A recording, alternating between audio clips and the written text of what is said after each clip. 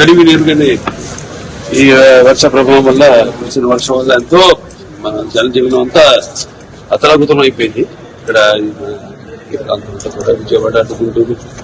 So మనం కూడా చెప్పడం జరిగింది నా 50 సంవత్సరాలు పూర్తి చేసుకున్న సందర్భంలో ఇట్లా నాన్నగారి నుంచి కూడా ఎలా ఆయన ఎప్పుడు ఎటువంటి విపత్కర పరిస్థితి వచ్చినా రాష్ట్రాలకి, అంటే ఇప్పుడు ఆంధ్ర తెలంగాణ కాబట్టి ఏ రాష్ట్రం అయినా ప్రాంతాలు వేరైనా మన అంతరంగాలు ఒకటేనన్నా, యాసలు వేరుగా ఉన్నా మన భాష తెలుగు భాష అలా అన్నింటినీ కలిపారు ఎన్టీ రామారావు.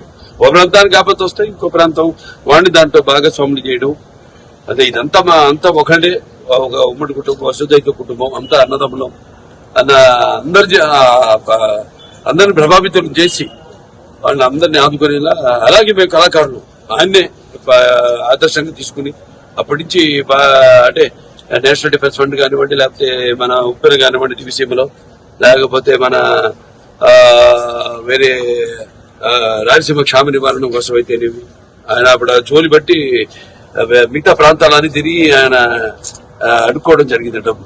అలా అందరిలో కూడా మన తెలుగు వాళ్ళకి ఒక ప్రత్యేకత, అందరినీ ఒక ఎటువంటి మనకి భేదాలున్నా అవన్నీ కూడా అంటే మేము ఉంటాం యూనిటీ డైవర్సిటీ, అంటే పార్టీలకి కానీ ఎటువంటి కులాలకు కానీ ఎటువంటి లేకుండా అందరూ వాళ్ళ సోదరులకి, వాళ్ళ పక్కింటి వాడికి, వాళ్ళ బంధువులకి జరిగిన నష్టంలా భావించి ఎప్పుడు ఎల్లప్పుడు. అలాగే చంద్రబాబు నాయుడు గారు, మా కళాకారులు అందరూ స్పందించారు. వాళ్ళ సిద్ధు చంద్రబాబు గారు అయితేనేమి, లేకపోతే విశ్వసేన్ గారు అయితేనేమి, అలా చాలా మంది నటులు ఎవరు వాళ్ళు షూటింగ్ లో వాళ్ళ పనులు ఉంటారు. ఇప్పుడు మాకు గాడి దొరికింది కాబట్టి ఒక్కరోజు వచ్చేసి, ఎందుకంటే ఇప్పుడు అనౌన్స్ చేసి చాలా రోజులైంది, వచ్చేసి మా సహాయార్థం ప్రజలకి ఇక్కడ బాధితులకి ఈ యొక్క సీఎం రిలీఫ్ ఫండ్ కి ఏదైతే వచ్చింది మేము అనౌన్స్ చేసామో అది ఇవ్వడానికి వచ్చాం. అలాగే చాలా మంది కూడా ప్రభావితులయ్యి వాళ్ళు అనౌన్స్ చేయడం జరిగింది. వాళ్ళు తిరిగి సమయంలో వాళ్ళు వచ్చి తప్పకుండా వాళ్ళు ఇచ్చి పెడతారు. వాళ్ళు ఏదైతే ఇద్దాం అనుకున్నారో, ఏదైతే వాళ్ళు ప్రకటన చేశారు. అయినా ఇది లేనిపోని రచ్చ చేసి ఈ పేర్లు ఎందుకు లేని పేర్లు ఎత్తడం కూడా అనవసరం.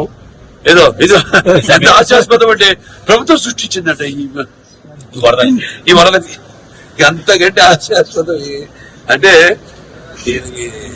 అదే అడిగితే ఏం మాట్లాడాలి మాకు తెలీదు. మనకు తెలుసు వాళ్ళ గురించి ఏం మాట్లాడాలో, ఏం మాట్లాడకూడదు. అది దీంట్లో సాయం అందించిన చాలా మంది ఉన్నారు.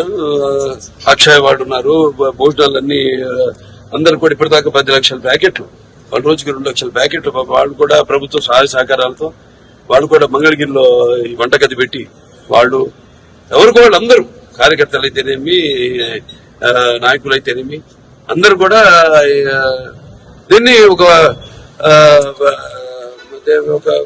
విపత్తు దీని కింద కెలామిటీ కింద కేంద్ర ప్రభుత్వం దాన్ని గుర్తించి సహాయ సహకారాలు అందిస్తుంది.